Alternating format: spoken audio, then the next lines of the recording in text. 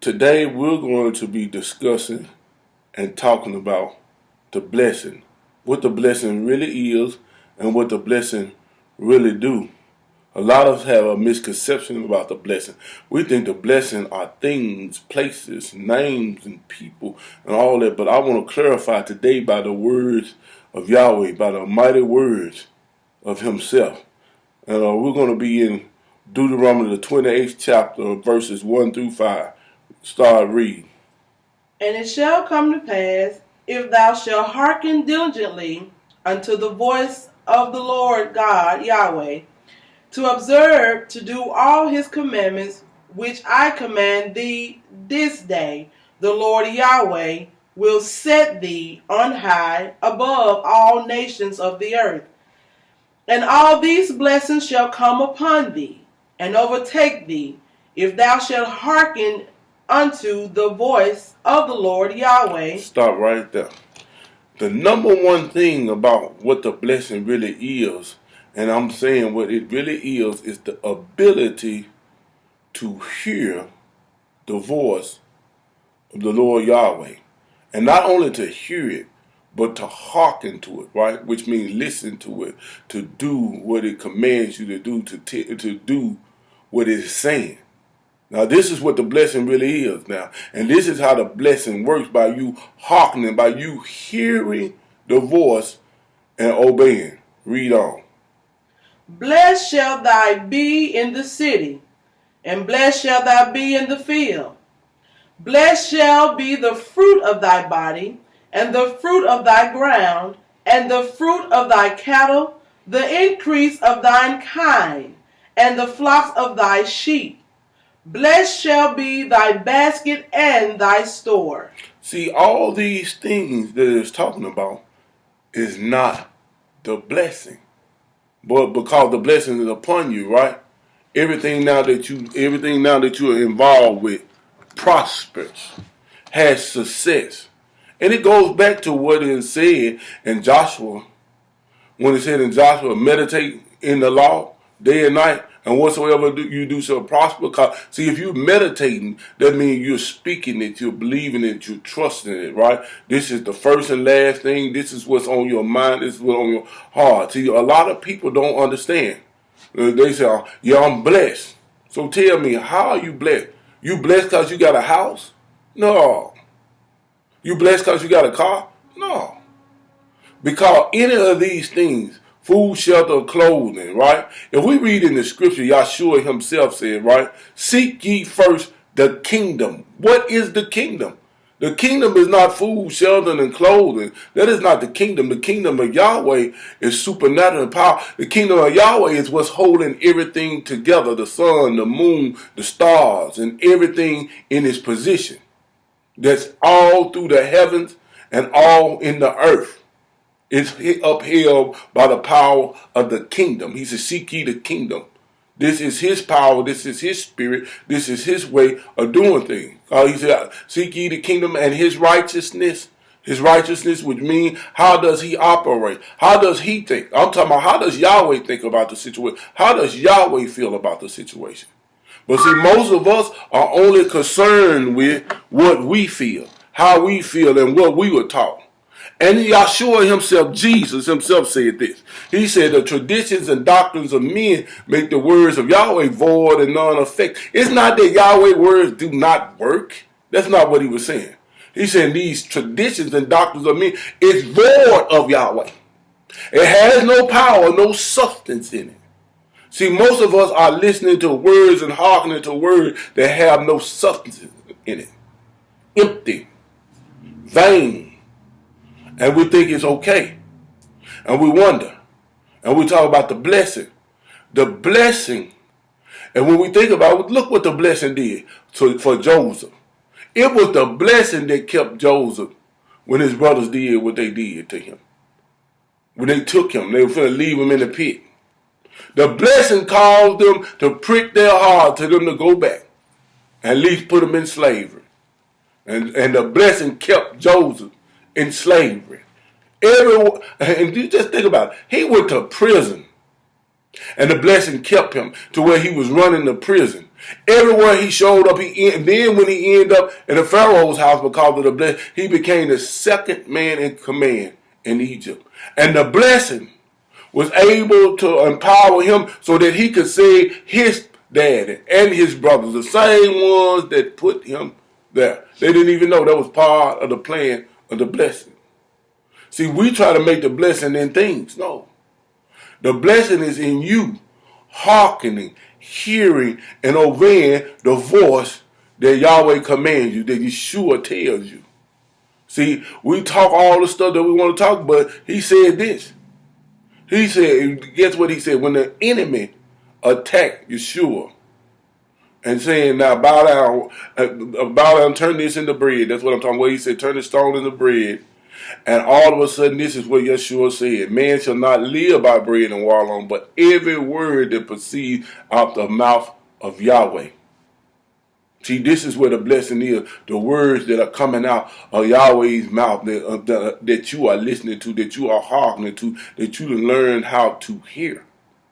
You learn how to hear it, obey it, and trust it. That's the real blessing. Because it's easy to get houses. Cause all you got to do is pay your bills. Stop being lazy and slothful.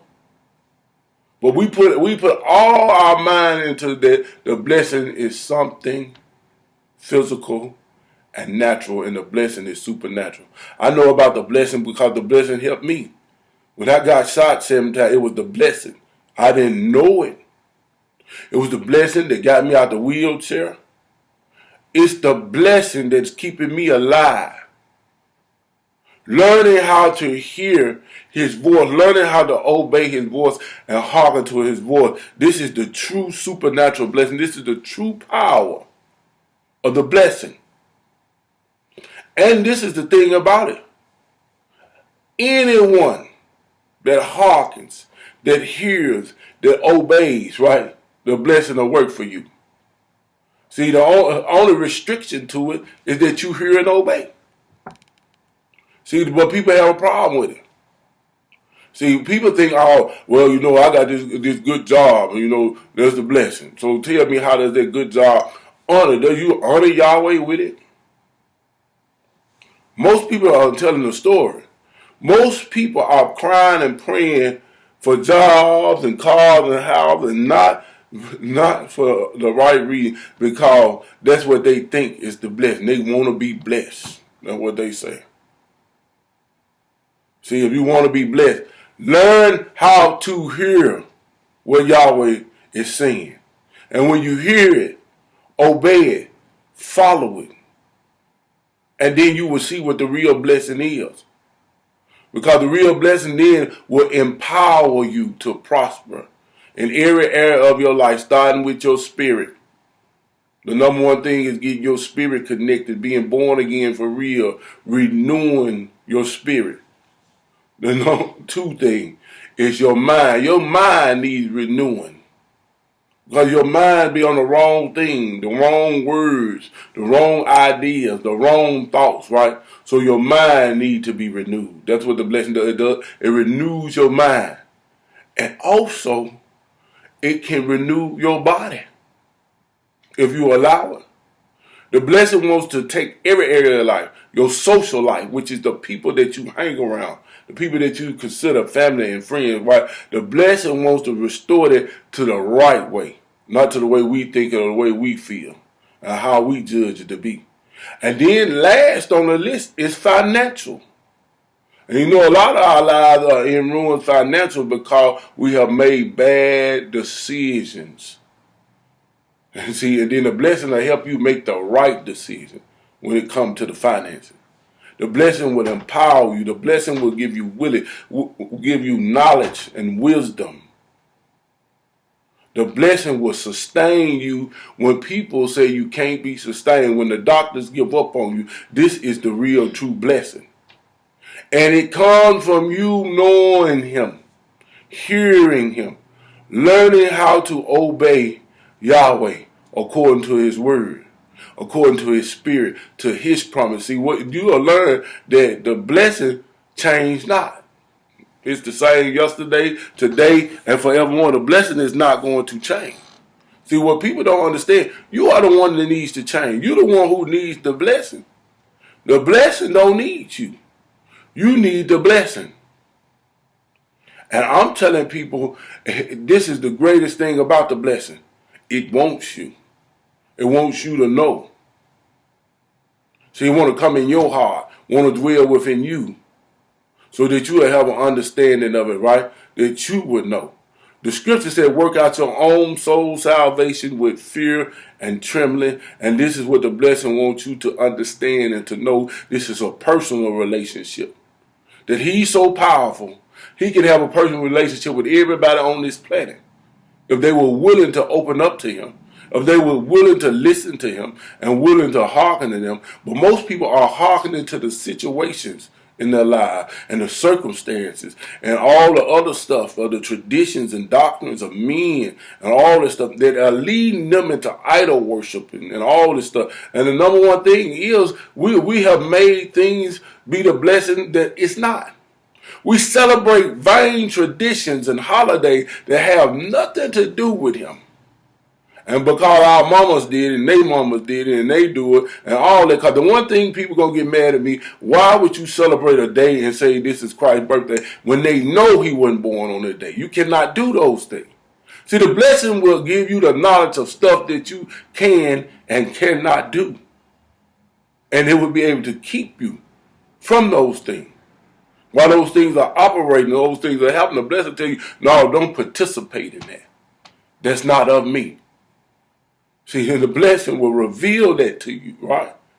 Because he'll know if you get into something that's vain and traditional, the only thing you are going to bring in your life is now, what will a vain and traditional thing bring? Darkness and evil. That's what it brings. Because it's the worship of idols. It's worship that they men done made.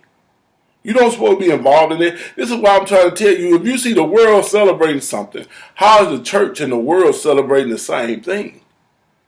They're supposed to be totally different. And you can't tell the difference. But I'm telling people, the blessing is warning people to come out of tradition. Come out of these vain doctrines, these vain holidays, and the celebrating of these vain things, because that is not going to help you. The blessing wants to restore you to the right place that you're supposed to be.